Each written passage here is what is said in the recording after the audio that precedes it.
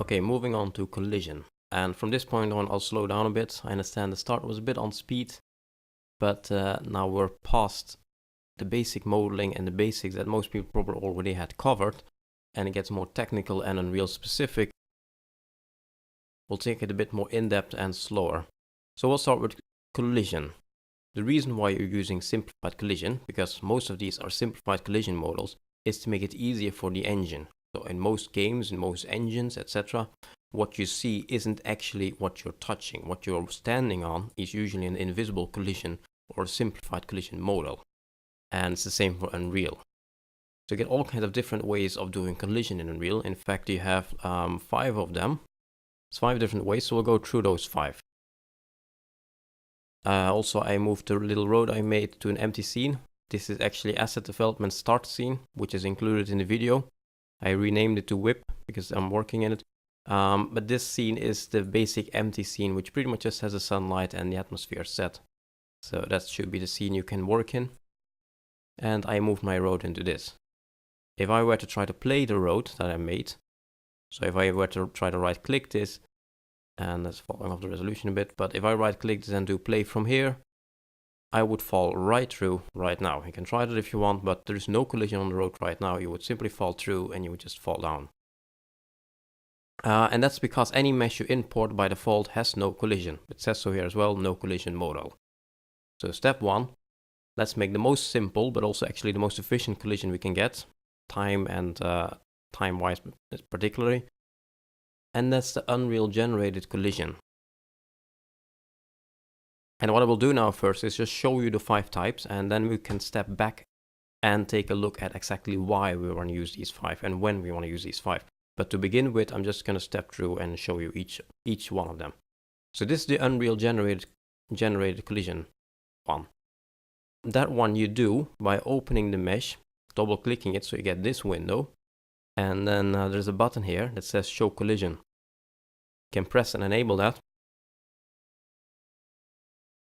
There's no difference because there is no collision. You could have also done view collision, same thing as a button. So we want to create collision. You create collision in the top menu with collision, and then it gives you a couple of different options to pick from. So if you take this first one, 6 DOP, that simply means it's a box. It simply makes the bounding box of the mesh the collision. So if I press that, I get a green frame, which is the bounding box. And this now becomes my collision. If I were to play the game, I would now be able to stand on this road because I would actually be standing on a green box. And this also goes for all the other types. I'm gonna go to the curve instead. The curve is a bit more, it's a bit of a weirder shape, so it's easy to show what it does. So if I take a box collision on this, it doesn't really work, as you can see. Because obviously then this also has collision, which is kind of weird. You can try the other ones. These 3 10 ones, they will try to make a cylinder, and they will try to orientate the cylinder in the 3 different directions. So this one will try to orientate a cylinder on the object, collision cylinder, on X or on Y or on Z. So X is probably not going to work out at all. Looks almost identical, might even be exactly identical. Slightly angled here, but it doesn't really work. Y is going to be exactly the same, but in the other direction. So now it's angled that way, doesn't work either. But the Z will work somewhat, not that brilliant, but at least it tries to match it. So what this one does is it tries to make a cylinder, and then it tries to wrap the points of the cylinder around the object. So I can show you if I very quickly make something like, well, I can very quickly make a cylinder. Easiest thing to show it with. So I very quickly make a cylinder, export that, and also let me bring in a teapot as well that I have here. It's quite a good example. It's a very strange shape. Actually, I'm gonna rename it and properly name it because I'll probably need it later on anyway. We have a teapot. I'm gonna name it differently. Naming it collision test.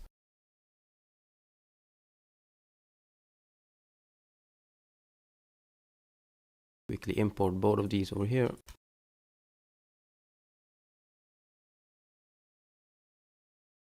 Okay, so first of all, the cylinder. Obviously, if you do the 10 DOP, you will get a cylinder on Z, which will fit this perfectly fine. See, it's an 8-sided cylinder and it fits it really well. So for basic shapes, for anything that you can fit a basic cylinder around or basic box around, this works perfectly fine and it's the easiest thing to do. You have a couple of other things here as well. For example, that, well, in this case it's the same. Let's try the teapot. 18 dot will make a weird shape and somehow try to fit around it, which usually rarely works well. It's quite useless, this one, I think. 26 dot is the same one, except it's more complex, but it does the same thing. Again, pretty much useless. Then sphere simplified collision will make a sphere out of it. Again, usually useless. You can see that this actually has a different color. Everything is green. This one, however, is pink. See, all the other ones are green. The sphere is pink. And to my experience, this one sometimes bugs out. I have seen cases where the collision fails, or it doesn't detect triggers, or there's all kinds of weird things happening. So I got up to a point where I got really afraid of using the sphere one, because it seems to fail sometimes. So I never really use the sphere one. And then lastly, there's also an auto-convex collision, which is quite nice. So what I will try to do, if you do that, you will get a window, and here you can set the complexity of the collision it will generate. This is the most complex collision it can generate. It's gonna try to generate some kind of shape that try to fit the object. And with these sliders, you can make it more or less complex. This usually works somewhat okay. Just increase it a bit. See, now you get this. It gets the most precise probably you can get for an object like a teapot, but it's hardly very, very accurate and very good, and it's also unnecessarily complex. Look at all the different primitives. So it actually makes different collision primitives. Every color is a different collision primitive. So it gets really a mess. But collision-wise, it does get closest to the shape you're after. So you can do that as well. That's using that. That's using Unreal generated collision. What you can, however, then also do is simply enable per poly collision. And for that, I'm quickly going to bring in the landscape, because the landscape is a perfect example of that. So I made a very simple landscape in here. I specifically choose to not make this in Unreal with the landscape tool, but I actually modeled the landscape. And it's again a very simple asset. I quickly subdivided it the closer you are. So the way you're walking, it's very subdivided, and then it gets lower and lower poly. It's very simple.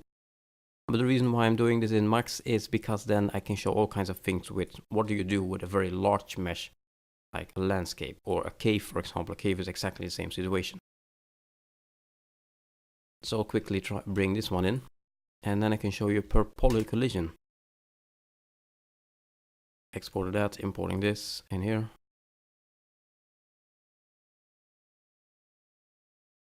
Okay, so here we have our big landscape. Again, if I just add this, it will not have any collision whatsoever. I'm going to add it under my road.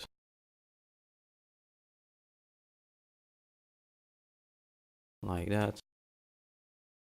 Kind of want to have any other level. Something about in the middle. You can see the middle is actually exactly flat, so that was meant to walk on.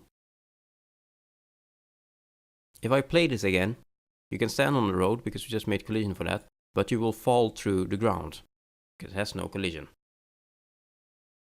This has no collision. However, of course, I can't really do this. Can't really make a box out of it, because then it's going to be really, really high. And you can also see this collision in the viewport if you want. If I now look in the viewport and I press C,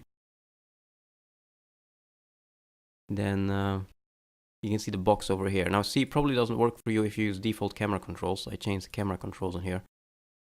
But if C doesn't work, you can also click on the little arrow here, pointing down, and then show. And then somewhere in here it says show collision. Or it says Alt-C, I think, as well. Yeah, Alt-C it is if you use default camera controls. So Alt-C or just C will show you the boxes in Unreal. So you can see on the road here. You can also see the collision boxes in here.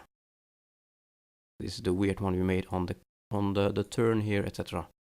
But then you can see the top of the collision box on the landscape is now really high, so if you were to try to walk on this, you would walk here up in the air, so that really doesn't work. And in fact, none of these will work. Not a single one of them will work. So what we're going to do here is we can enable per poly collision. And if you scroll down in the list on the right here, it says at the bottom, use simple box collision, simple line collision, and simple rigid body collision. So these three boxes tell the mesh you need to use the simple collision for these types of different types. But if there is no simple collision defined, so by default it's like this, there simply isn't any one of these assigned, then you will fall through. Because if you're supposed to use simple collision and that simple collision isn't actually on the mesh, it's not going to use anything. So if we stop telling it to use simple collision, if you take these three away, then we get per poly 100% accurate collision, meaning every single triangle of the mesh has collision exactly where that triangle is located. It's 100% accurate. So to get per poly collision on a mesh, you simply take these three boxes away. And this goes even if the mesh already has collision. So for example, this has collision already. Even if I go here, I take these three boxes away, then it will start ignoring the other collision and it will be per poly 100% accurate. So that's what we've done on the landscape now. And if I were to play this, you would be able to walk on the ground. And this is probably the most ideal thing to do for a landscape, because no matter what you do, you will never be able to make this complex collision, because there's so many small bumps up and down, left and right,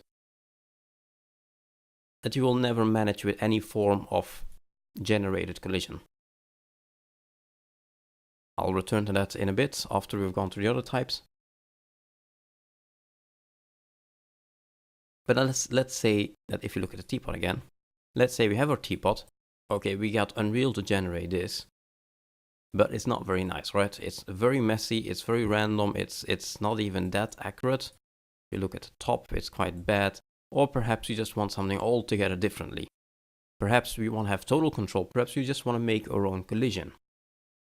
In that case, what we can also do is we can either use Unreal to make the collision manually make the collision in Unreal, or we manually make the collision in Max or Maya. They all lead to the exact same result, it's just a couple of different ways of going about it. So I'll start with the Unreal way. The Unreal way requires you to make the collision with brushes. And it requires you to add the mesh to the level, or to an empty level if you want, but somewhere in the viewport. And it doesn't really matter where in the viewport it's located, it's just somewhere where it's on its own, isolated space. Place it in the air. And then we need to have a brush here. And this is quite an old system. I mean, the brushes to begin with are really, really old and outdated. So if you're not accustomed to working with brushes, then it's probably much better if you just completely forget about this way and go all Max Maya. Because again, you'll get the same result as what I'm about to do. So I'm not going to cover this step in too great detail, because then I have to explain all the brush tools and all that. So if you don't know how the brush tools work to begin with, you probably just want to skip this. But what you would normally do is you would make the red brush in the shape of where you want to have collision. So you're manually making the collision shape here. And then you would, for example, I want to box this high. And then you would select the red brush, or you don't really have to even, I think. But right click the mesh that you want the collision on. And this drops off the resolution a bit. But and then it says set collision from builder brush. So wherever you place this red frame, and if you then right click any mesh and you do set collision from builder brush, it will take over the size, the shape, the location, everything from the red brush. I can do that. It says, do you want to replace the existing collision? Yes, do that. And if I now look at the teapot in here, I have the same shape. So you could have done that. In fact, I could have done like this very big cylinder here. I made a very big cylinder with this one. And then you right click that and you do set collision from builder brush, replace, yes, look in here, and yes, now we have that. So that's one way of doing it. And this also allows you to make fairly complex stuff. And this gets even more brush technical, but what you could do is you can actually add the brushes as you would do when you would build something with brushes. You would add the brushes in the way where you want to have the collision to be. I'm going to add a couple of different brushes here, just something really random. Something like that. Makes no sense, but whatever. And then you can make the red brush merge these three together and then use the merged result as a collision for the mesh. In order to do that, you first build it with added and subtracted brushes. So you first build it where you want, make sure it's in the air, make sure it's completely isolated from everything else. Then once you have the shape that you want to merge into the collision, so we want to merge these three cubes into one collision shape, you make the red brush, the red builder brush, bigger than everything you want to merge, so that everything you want to merge is completely inside the red brush, like that. And then you have two buttons on the left called intersect and disintersect. Problem is I always forget which one does which, so I might get this wrong and have to do it again. Yeah, that was the wrong one. So what it does is it automatically detects all the brushes inside the red builder brush and adjusts the shape to it. But they do the invert, so this one actually subtracted the brushes from the red builder brush, and the other one would have taken away everything else. So I got the wrong one, so quickly do it again.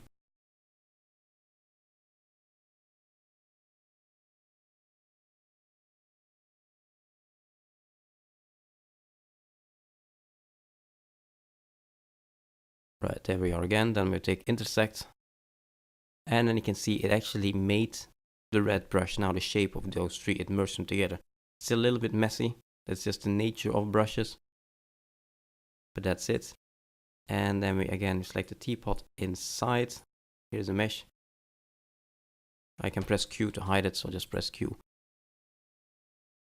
And again set collision, replace, yes. You can look here, and then we get this. You can see it's not exactly the same one, and this is also something that will come back later when we use Max.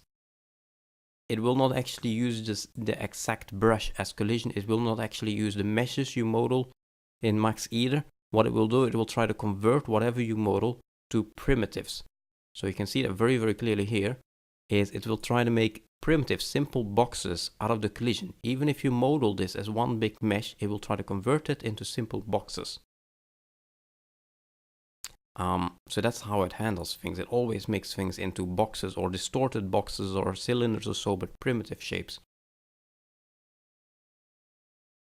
Again, this is probably for most people not really a viable solution because you will have to mess with brushes. And I'll explain later on also why this is actually a really bad way to go. Purely, not technically, I mean performance-wise it's going to be the same thing, but purely the amount of time it takes you, the amount of effort it takes you to get anywhere. So let's forget about that. And let me delete these three boxes and that rebuild quickly just so it's back to what it was. Let's do the same thing in Max instead. So let's go to 3D package made collision, which is probably the way to go. If you go to Max, or if you want Maya, it's exactly the same thing in Maya. Here we have our teapot that we made originally. What I am gonna do now, because my script, the export script, doesn't work when I make my own custom collision in Max. So I'm gonna manually move it to 0, 0 for a moment and hide everything else. Just the teapot. We can see also the name here is collision test. And what we do to make collision in the 3D package is you make the collision with normal polygons. And I would advise you to use simple shapes because like I said, it's going to convert it to primitives anyway. So might as well immediately build it in primitives yourselves. So rather than actually modeling something, I mean, rather than doing this, I wouldn't start extruding things and scaling things and doing these kind of things because there's a good chance it doesn't work. What I usually tend to do is simply stick to a number of primitives, and that's all I do. So I simply stick to making it with boxes pretty much. And you can distort the boxes a bit or so, but I keep it very simple.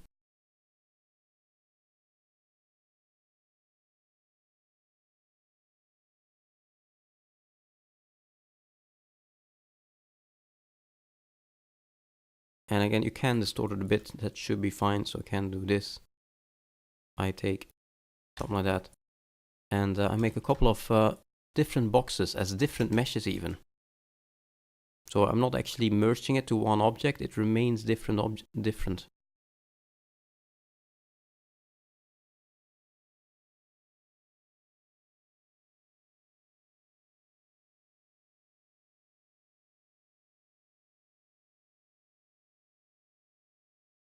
Could have made a cylinder, I guess, around the teapot instead of a cube, but just for the sake of the example, now we have our own collision made. This will become a collision, and it's made of two different parts.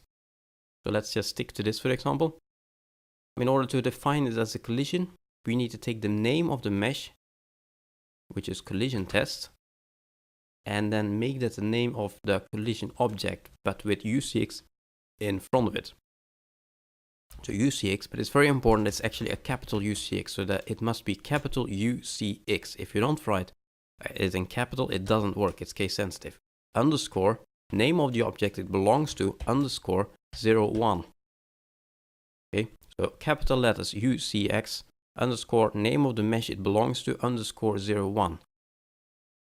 And then every second, every next part is 02, 03, 04, etc. So you number it part by part.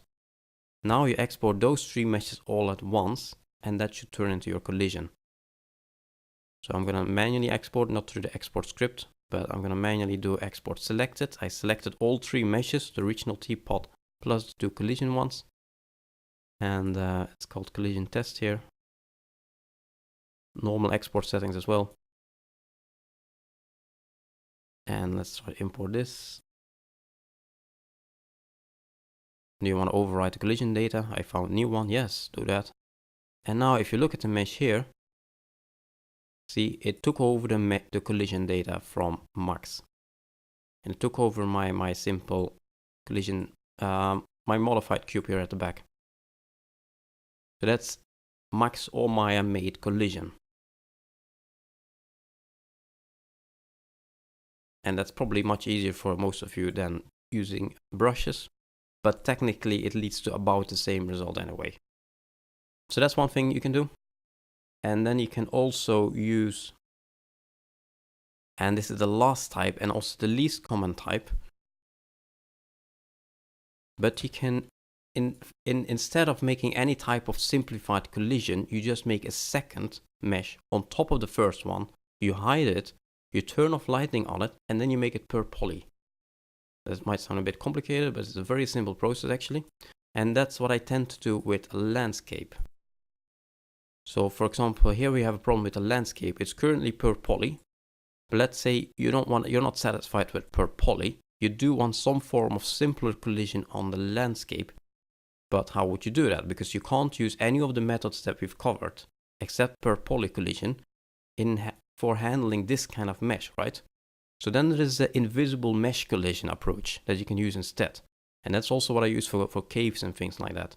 And the invisible mesh collision approach goes that you have a second mesh, which is completely independent from the first mesh, on the same location, but it's invisible. So we can see what I have here in Max is this is my original landscape. This is my original landscape. And then again, this is technically a little bit messy here because it's just for the sake of example, but then I duplicated my original landscape. This is just a duplicate. And I put an optimize modifier on it so that it removes a couple of polygons. And again, I mean, this is a little bit messy, but it's just for the sake of example of showing you how you would actually handle a terrain like this if you do want it more simple, the collision. If you don't want all of these polygons to be per poly, you do want to save a little, then you would do this. So I have this one, this is already exported, that's fine. Then I have that one, I'm going to export this one now. Shares the same pivot point here as this one. So the moment this gets exported, it also gets moved to 000, and therefore it will be on the same location as the export was of this. So these two, even while they're next to each other in here, once imported, they will line up with each other perfectly 100% correct. So what you do is you actually model it as a completely new mesh. You do whatever you want in Max or Maya, and then you export that. And again, also for people who don't have Max and Maya or who don't know or don't want to export it again, you can also just take it from my source directory, and in here I have all the FBX exports. So here you also have a landscape, collision, and landscape. So you can also just directly import these into Unreal if you want. You don't have to be exporting all the time. But so what I do now is I import the collision as a completely separate mesh. So this is the collision one, separate mesh. So this is the landscape, and this is the collision. There's messed up UVs as you can see, but the UVs don't matter at all because you're not going to see this. You're only going to walk on it as collision wise. So the UVs are relevant, and this is a completely separate mesh. That mesh I then make per poly, whereas the other one has simply no collision at all. Can re-add it like that. And then we add this on the same location. So now I add the landscape collision mesh also in the world. And I ensure it's also, you can see it's right now, it's here. I'm going to line it up exactly on the same location as the visual landscape. So if you click the visual landscape in the properties, F4, it says in movement location, that's where it's located. So I'm going to copy paste these to the collision one. Just go to the visual one. Y is 1824. I copy paste that to the collision one, visual one there. So now both of them line up. One of them is a visual mesh, the other one is a collision one. Then on the collision mesh, I will take display hidden, and I enable hidden. So when in game, if I press G on the keyboard to get a game preview, this is what it looks like in game. You can't see the collision anymore. You are actually walking on this mesh, but you can't see it. So that works. And then also we don't want this to cost a shadow, of course, because that might give some weirdness. So we'll take off shadow costing and lighting entirely from the collision mesh. And you can simply type it at the top. It's called cost shadow. So cost shadow, that goes off. And accept light. Accept lights, that goes off. So you turn on hidden true. Hidden is turned to true. Accept lights and cost shadow is turned to false. That's it. And then you might want to set perhaps the mesh, the visual mesh, perhaps you want to set collision block all to no collision, but it doesn't really even matter in this case. Just to make sure it really has no collision. And then that's one solution, or actually the only real solution you have for tackling very large complex meshes that you wouldn't be able to do with any form of built-in simplified collision. You actually make a second mesh, which is lower poly in nature, which is on the exact same location as the mesh it provides collision for, which is invisible and has no shadow casting and does not accept light. This is what I do when I deal with caves, for example, or landscape, caves, anything that's very complex. I will make it myself and import it as a separate mesh. And we can talk a bit about why we have all these different types and when we do what. I can bring in a couple of my own games. For example, here we have the ball. I can open one of my own levels quickly. Let's have something going. No.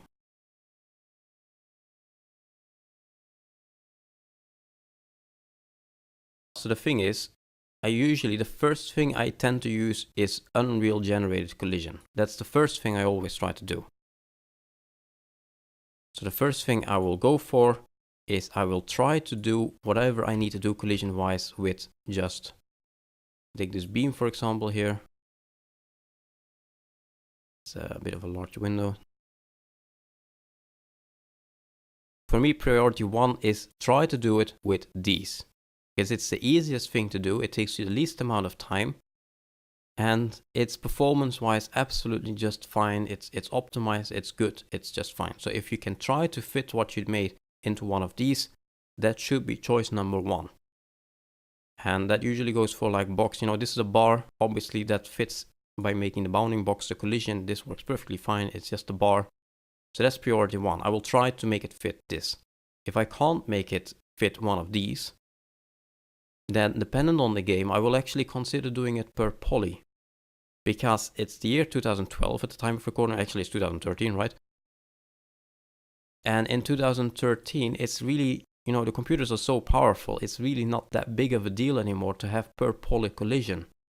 Of course, there is variations and all that. I mean, for example, here we have a cave. This is a very simple cave mesh from my game. Well, you can see the boxes here, it's turned off. This is using per poly collision. All the rocks and all the caves in the ball are per poly collision. Because again, on a computer, you have so much processing power available. Plus, on top of that, our models are quite low poly to begin with, so there aren't even that many triangles to process, collision-wise. And also, we have a single play game with a limited number of enemies, a limited amount of physics, the ball aside, no vehicles, etc. So there's not that many calculations going on anyway. So given all of those circumstances, you will never ever notice the impact of just putting everything on per poly actually. So that is therefore my second choice. If I can't do it with these, I will probably just be lazy and turn on per poly, provided the game and the hardware I work with is able to take it, because that will save me time, and that time I can invest in making something else better, rather than wasting on this. I'll get back to that when we move on to the next part.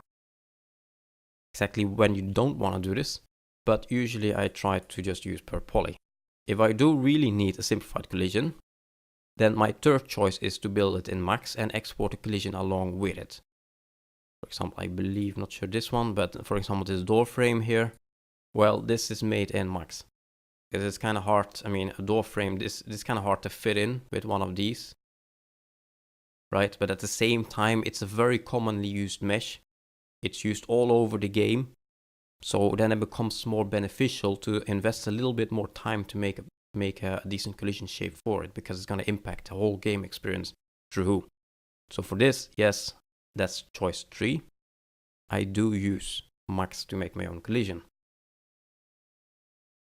Or use brushes. Again, the brushes or using Max or Maya, at least the same result. It's more just a workflow thing. But that's choice number 3. Then choice number 4 is to use an invisible mesh collision. So if I do really need to make a cave, and I do really need to have simplified collision on my cave, then only then I will fall back to using an invisible mesh placed in Unreal on top. The invisible mesh solution is not 100% ideal. It does give you greatest control, greatest flexibility, because if you make a collision shape if you make simplified collision, it will try to convert it to primitives, like I said, so that kind of limits your possibilities, which you don't have when you use invisible mesh collision. But it's gonna cause more problems probably in the long run, because someone might open the level, they might move your landscape, and they might forget that they also have to move the collision that's on the same location. So people might forget it, it might turn a bit more into a mess. So I tend to avoid that, but it's more of a workflow thing, more of not trying to not spend too much time on making a collision. There is, however, one case where you really, really need to do that. And that case is if you work with very limited hardware. So if you work on mobile, for example, I'm going to take Epic Citadel level now as an example. The collision is quite heavy for slow CPUs. And that's the problem. There's also, should be noted, that Unreal has 2 different collision systems built in. It's a bit of a mess. They have the original pawn collision system, which is the collision you have as a player. It's a very typical cylindrical collision that's around every single actor. That collision system is from like 1997 or something. It's the original collision system from Unreal, and it's still there. And it's relatively slow compared to what it should be doing. And then at the same time, you also have the PhysX, NVIDIA's PhysX collision system that you use for physics. That's the second system, and they kind of mix up both of these, and both have their own weaknesses and strengths. So the problem is that if you play on very low-end hardware, or not even that low-end, but on let's say an iPhone 4, for example, that's quite slow, you're gonna run into problems with the collision, because Unreal's original cylindrical collision system for the actors can't handle it. It's going to check too many meshes, it has to check too many collision primitives, etc., and it runs into problems. So then what you have to do is you have to make an invisible mesh collision for everything at once. And that's what it did, for example, here in Epic Citadel. So if you look at the layers, there is a collision layer here. If you expose that, and I was pressing G, I shouldn't have G on, but then this mesh shows up. So this is one gigantic collision mesh. It has no UV corners, so just it's a flat color. But this is a gigantic collision mesh. See? So what they did was they made one giant mesh, which is, by the way, per poly.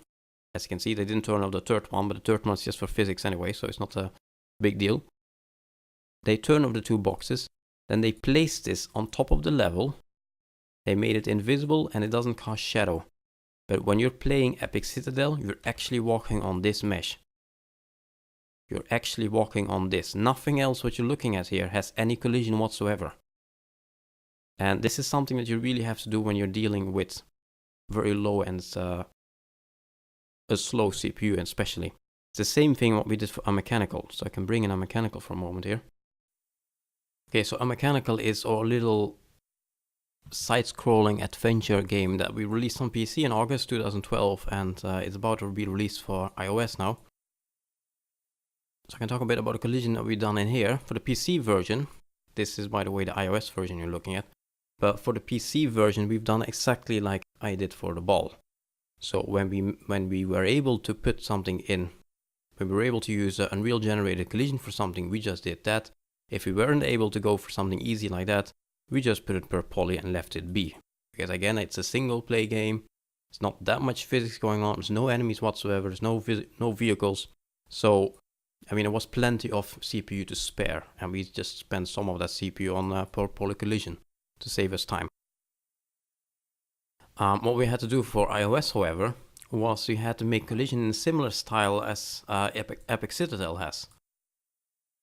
And especially because we managed to support like every single device with this pretty much.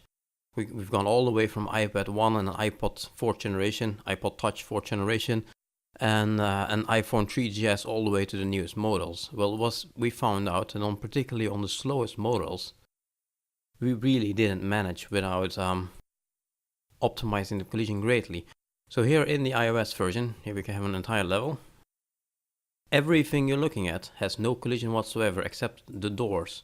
So the doors are interpactors, those still have collision, but and a couple of others, think like a pipe hatch and such, that has collision, but everything else has no collision whatsoever. The collision we've made here, we've made in pieces.